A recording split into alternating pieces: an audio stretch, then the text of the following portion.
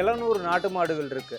So அப்போ இதை வந்து மெயின்டைன் பண்ணணும்னா அதை டிஜிட்டல் பண்ணணும். அதுக்காண்டி தான் அந்த நம்பர் சிஸ்டம் வந்து நம்ம வந்து உருவாக்கியிருக்கோம். ஸோ இதில் காதில் எழுதியிருக்கக்கூடிய நம்பருக்கு வந்து நம்ம டிஜிட்டலில் கம்ப்யூட்டரில் அப்டேட் பண்ணிடுவோம்.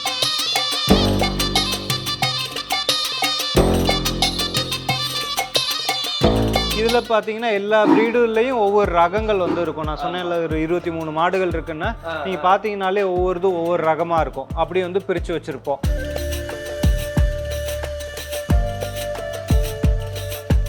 பொதுவாக வீட்டுகளில் வந்து கழனி தண்ணி தான் கலக்கி கொடுப்பாங்க.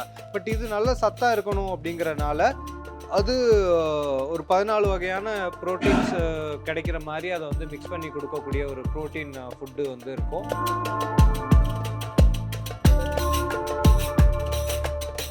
மாடுகள் பிடிக்குங்கிறத விட மாடுகளுடைய முக்கியத்துவத்தை சத்குரு கண்டினியூஸாக சொல்லிக்கிட்டே இருக்காங்க. இப்போ நீங்கள் வந்து சத்குரு ஈஷா அப்படின்னு எடுத்துக்கிட்டால் அது வெறும் ஆன்மீகம் மட்டும்தான், யோகா மட்டும்தான் சொல்லி கொடுக்குறாங்க அப்படிங்கிறது பொதுவான புரிதலாக இருக்கும்.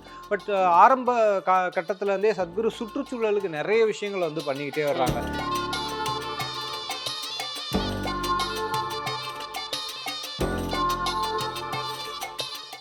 சம்மர் ஹாலிடேஸ் வந்தாச்சு, நம்ம ஜிடி ஹாலிடேஸும் வந்தாச்சு. GT holidays, south India's #1 travel brand.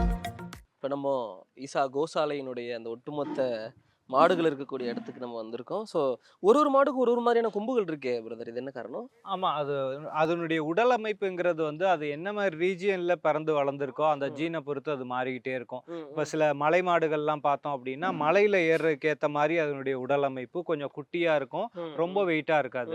So ஈஸியாக அது மலை ஏறுற மாதிரி இருக்கும். ஸோ ராஜஸ்தான் இந்த மாதிரி பாலைவனங்களில் இருக்கக்கூடிய மாடுகளுடைய ஸ்கின் வந்து ரொம்ப நல்ல திக்காக இருக்கும், ஹார்டாக இருக்கும். ஸோ குளிராக இருந்தாலும் அந்த வெயிலாக இருந்தாலும் அது தாங்கிக்கிறதுக்கான மாதிரியான ஒரு சூழல் இருக்கும். இது மாதிரி அந்தந்த தட்பவெட்ப சூழலுக்கும் அந்த நிலப்பரப்புக்கு ஏற்ற மாதிரி அதனுடைய வடிவமைப்பு வந்து இருந்துகிட்டே வந்து இருக்கும். இப்போ இந்த உளு மாடுகள் எல்லாத்துக்கும் இந்த திமில் வந்து ஜாஸ்தி இருக்கும் அப்படிங்கிற மாதிரிலாம் சொல்லுவாங்க இல்லைங்களா? இல்லை, பொதுவாக நாட்டு மாட்டுகளுக்கும் நார்மல் ஜெர்சி மாட்டுக்குமே நீங்கள் வித்தியாசம் கண்டுபிடிக்கணும்னா 2 குறியீடை வச்சு தான் பண்ணுவீங்க. ஒன்று திமில் பார்த்து கண்டுபிடிப்பீங்க. திமில் எல்லா மாட்டுக்கும் எனக்குள்ள வந்து பார்க்க முடியும். அதுக்கப்புறம் கழுத்தில் வந்து அதனுடைய இது வந்து ஒரு தாடை மாதிரி இருக்கக்கூடிய ஒரு இது வந்து சதை மாதிரி இருக்கும். இதுதான் 2 ஃபிசிக்கல் டிஃப்ரென்ஸாக வந்து பார்த்துக்கக்கூடியது வந்து மெயினாக இருக்கும்.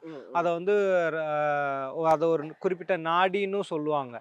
அந்த இது சூரியனுடைய சக்தியை வந்து உள்வாங்கி அதை பாலில் கொடுக்கக்கூடியது அப்படிங்கிற மாதிரியும் சொல்லுவாங்க இல்லையா? ஸோ இங்கே வந்து பலதரப்பட்ட பிரீடுகள் இருக்கு இல்லைங்களா? இது பாருங்க, இதெல்லாம் கண்ணுக்குட்டி மாதிரி இருக்குங்கிறீங்கல்ல, இது டோட்டல் ஹைட்டே வந்து இதுதான். இவ்வளவுதான், அந்த மாடோட வளர்ச்சியே அவ்வளவுதான் இருக்கும். மாட்டுடைய இதுவே தான், இதுக்கு ஒரு கண்ணுக்குட்டி இருக்கும். இதுவே கண்ணுக்குட்டி மாதிரி இருக்கு, இதுக்கு ஒரு கண்ணுக்குட்டி இருக்கும். இதுக்கு ஒரு கண்ணுக்குட்டி இருக்கும். சரி, அங்க பார்க்கக்கூடியது எல்லாமே நம்ம ஊர் மாடுகள் இருக்கும். அந்த ஒயிட் கலர்ல இருக்கக்கூடியது எல்லாமே வந்து அந்த ஓங்கோல் அப்படிங்கிற அந்த தார்பார்க்கர். அது கொம்பெல்லாம் வேற ஷார்ப்பா இருக்கு. ஆமா, இது வந்து காங்கேயம்ல ஒரு பிரீடு. இப்போ நம்ம தமிழ்நாட்டு பிரீடு தான் இது இல்லையா? உம்பலாச்சேரி இருக்கக்கூடிய ஒரு பிரீடு எல்லாமே இருக்கும்.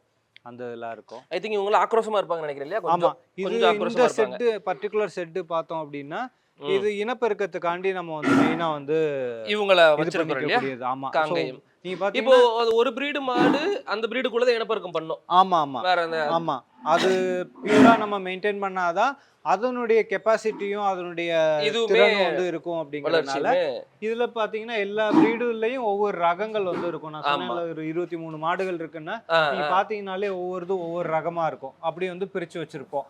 ஸோ இனப்பெருக்கத்துக்கு யூஸ் பண்ணக்கூடிய மாடுகள் எல்லாமே எனக்குள்ள ப்ரீடிங்க்கு தனியாக ஒரு செட்டில் இருக்குங்க. பசு மாடுகள் அங்கே தனியாக ஒரு செட்டு, காளை மாடுகள் ஒரு தனியாக ஒரு செட்டு வந்து நம்ம வந்து வச்சிருக்கோம் இருக்கும் இல்லைங்களா? திமில் காங்கேயம் இது ப்ரீடு. இது நீங்கள் பார்த்துட்டு இருக்கிறது திமில்லாம் வந்து பயங்கரமாக வந்து அதுக்கு எப்படி இருக்குது பாருங்களேன். இது எல்லாமே இனப்பெருக்கத்துக்காக இருக்கக்கூடிய சொல்றாங்க. இப்போ சத்குரு அங்க இருக்கிறத நம்ம பார்த்துருக்கோம். இங்கே வருவாங்களா சத்குரு? இங்கே வருவாங்களா? மாடுகளோட டைம் ஸ்பெண்ட் பண்ணுவாங்களா? இல்லை, அது மாட்டு பொங்கல் அந்த மாதிரியான திருவிழாக்கள்ல எல்லாமே வந்து சத்குரு கலந்துக்குப்பாங்க. இந்த நாட்டு மாடுகளுடைய கண்காட்சியும் அங்கே நடக்கும். மாட்டு பொங்கல் ஈசால ரொம்ப கிராண்டா செலிப்ரேட் பண்ணுவாங்க. ஸோ எல்லா கிராம மக்களும் வருவாங்க, வெளிநாட்டினரும் வந்து மண்பானையில பொங்க வச்சு செலிப்ரேட் பண்ணக்கூடிய எல்லா செலிப்ரேஷனும் நடக்கும்.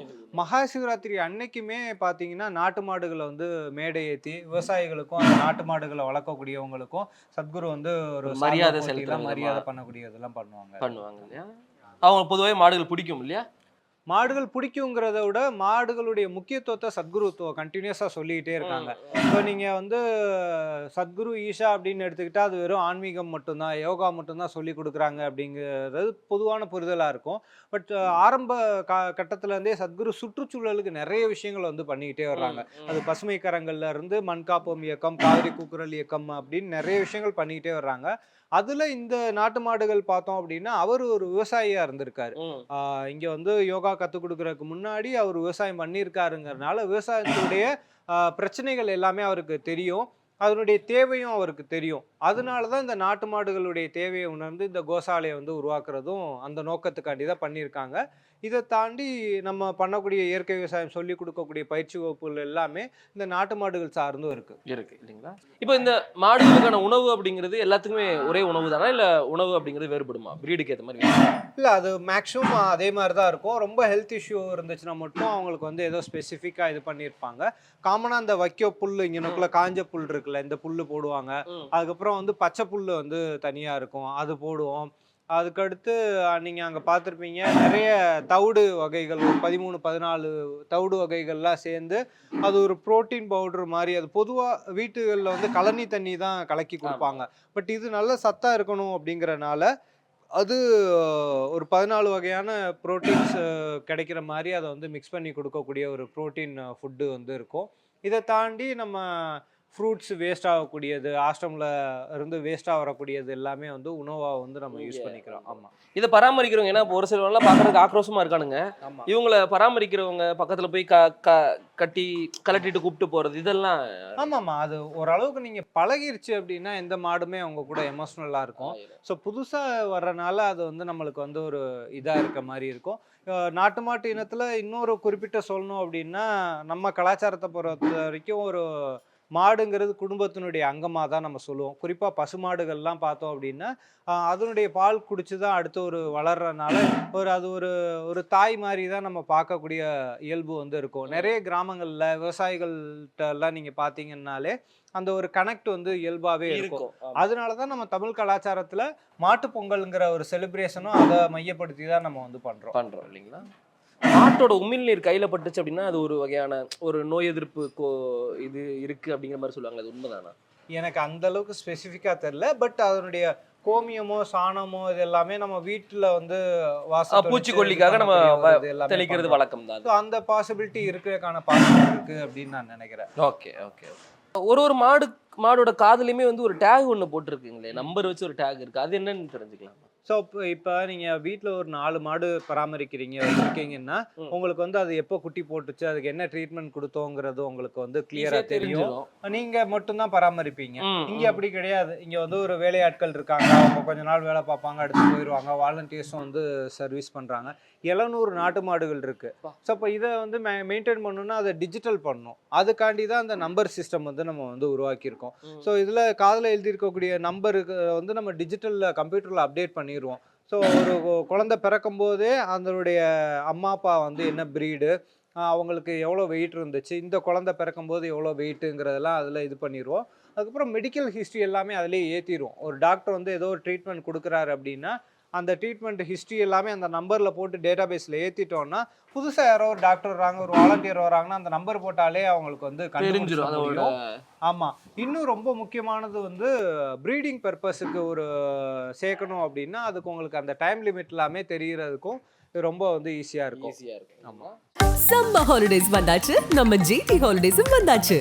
GT holidays, south India's number 1 travel brand.